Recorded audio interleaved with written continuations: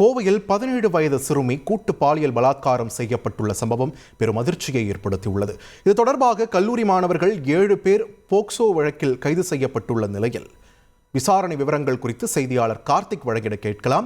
கார்த்திக், வணக்கம். இந்த விவகாரம் பெரும் சர்ச்சை ஏற்படுத்தியிருக்கக்கூடிய நிலையில் அண்மை நிலவரம் என்ன?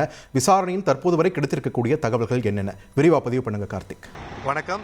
17 வயது சிறுமி பாலியல் வழக்கில் போலீசார் அடுத்த கட்ட விசாரணை தொடங்கியிருக்காங்க. அதாவது கைது செய்யப்பட்டவர்கள் மற்றும் பாதிக்கப்பட்ட மாணவியிடம் பறிமுதல் செய்யப்பட்ட செல்போன்கள் மற்றும் அதனுடைய உரையாடல்கள் குறித்து விசாரணை தீவிரப்படுத்தப்பட்டிருக்கு.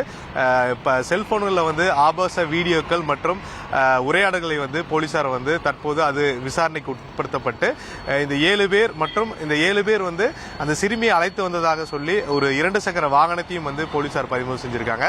கடந்த ஞாயிற்றுக்கிழமை இந்த 17 வயது சிறுமியை ஸ்னாப்சாட் என்ற ஆன்லைன் செயலி மூலமாக இளைஞர்கள் அறையெடுத்து தங்கியிருக்கக்கூடிய அங்கு அழைத்து வந்திருப்பாகும்.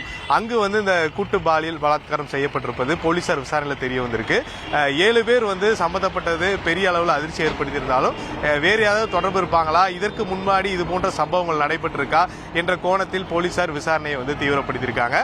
மேலும் இது ஆன்லைன் செயலி மூலம் ஸ்னாப்சாட் மட்டுமா இல்ல வேற ஏதாவது செயலியிலும் இது போன்று சிறுமிக்கு பாலியல் தொந்தரவு போன்று கொடுக்கப்பட்டிருக்குமா என்ற சந்தேகம் போலீசாருக்கு வந்திருக்கு.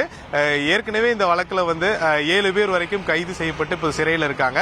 மேலும் இந்த வழக்குல சிறுமி கூடுதலாக ஏதாவது ஒரு தகவல்களோ இல்ல பாதிக்கப்பட்டவர்கள் வேறாவது செயலி மூலமாக அவர்களுக்கு புகார்கள் அளித்திருந்தால் பாதிக்கப்பட்டவர்கள் ஏதாவது மீண்டும் தொடர்பு கொண்டால் அவர்களும் இந்த வழக்கில் கைது செய்யப்படுவார்கள் எதிர்பார்க்கப்படுகிறது.